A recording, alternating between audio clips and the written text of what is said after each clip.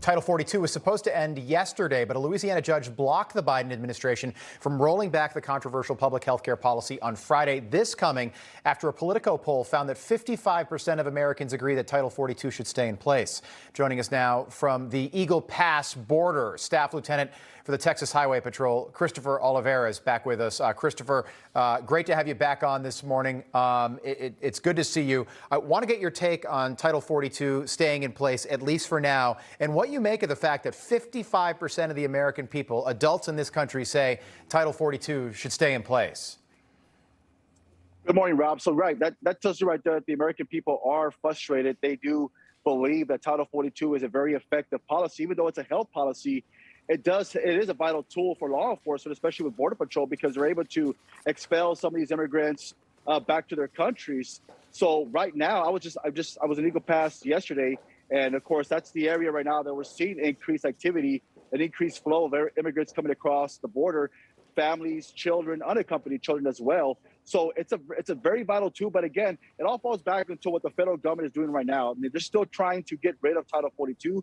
They're appealing the fact that Title 42 is still in place because they're not in favor of it. So It goes to show you what their intent. It goes to show you what their intent is, Rob. And obviously, right, they don't have a plan in place of Title 42. So that's very concerning to us as law enforcement. It should be concerning as well to the American people. Yeah, I don't know why the administration doesn't just take the win and walk away. This court took it off the Biden administration's plate. I don't know why the DOJ would even appeal this policy that the American people, people like yourself, Border Patrol, are in favor of.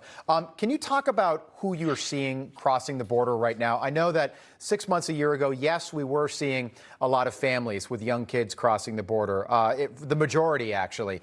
We just had Florida Congresswoman Kat Cammack on, and we're talking about the baby formula that's at the southern border right now that could be used to surge to store shelves here in the U.S.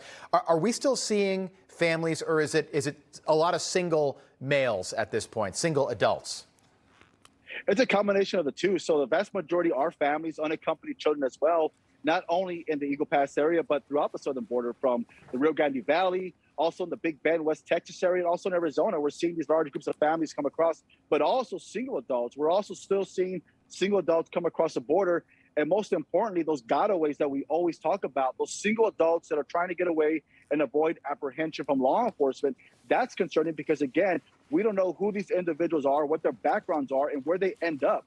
So that's why, as far as a state initiative, what we've been doing ever since last year with Operation Lone Star, we have state troopers that are working private ranches to apprehend these immigrants that are coming across that are trying to avoid apprehension. Wow. And right now, to date, we have made over 4,000 arrests for criminal trespass. So we're trying to do as much as we can as a state within our power and also within law to try to apprehend these individuals and send a clear message to those single adults that are trying to come across the border is that if you do get caught, you will be arrested and you will be jailed in the state of Texas. Yeah, Lieutenant, we had 234 illegal crossings that we know about in the month of April. That's the most in U.S. history. So this is still a disaster, even with Title 42 in place. What would it look like down there if Title 42 were suddenly just to go away? You know, that's something that I myself would not want to, even think about because, as you mentioned, it's been record after record every single month. That's with Title 42 in place. And also keep in mind, Rob, last year, the federal government was court ordered to reinstate the Remain in Mexico policy. That is still in place, but yet it has been ineffective. So you have two policies that are in place, Remain in Mexico and Title 42, but yet we're still seeing record after record every single month in terms of immigration. But also keep in mind, too, last month, in the month of April, CBP reported a high as far as seizing fentanyl in the past 4 years. That's a high for them as far as seizing the most fentanyl in a single month, nearly 1,400 pounds of fentanyl. So we're only also dealing with immigration, but also we're dealing with a fentanyl crisis as well. So it's not just immigration, it's border security. It's a threat to national security as well when we see these immigrants, these single adults, some of these criminals, and also suspected terrorists that are coming across our borders. This judge in Louisiana that ruled that Title 42 should stay in place right now said, quote, the CDC rather, and the Biden administration didn't follow proper rulemaking procedure by seeking comment from the public. I thought that was interesting. That Politico poll, I think, tells you how the public feels about this. And that the CDC, quote, didn't adequately consider the financial harm that the states would have to incur by assuming the health care costs of COVID-positive migrants. Doesn't that just seem like common sense stuff to you? It is common sense. That's why it's still hard to believe that, to this day, that they still feel that these policies are not effective, that they don't want these policies in place, which, I mean, they're not thinking about the American people. They're not thinking about law enforcement, the first responders that are on those front lines every single day. Yeah. These smaller border communities. I was, like, as I mentioned earlier, I was in Eagle Pass. We had a meeting with Governor Abbott as well as some local officials, smaller border communities, sheriffs and chiefs of police, and they are stretched thin. I mean, they have agencies that only have 3 or 4 officers out at a single time, but yet those officers now are being pulled because of this constant immigration, this flow of immigration that's coming through their cities. So it's taxing on them. It's taxing on every single person. Everyone's feeling this effect right now. It is unbelievable. Lieutenant Christopher Olivarez, thanks so much for coming back with us.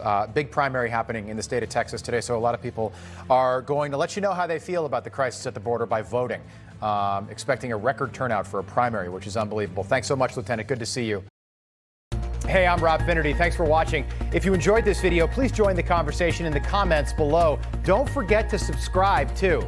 Hit the bell icon to be alerted to breaking news. And remember, there's a whole lot more on Newsmax TV, America's fastest growing cable news network. Newsmax TV, where real news for real people.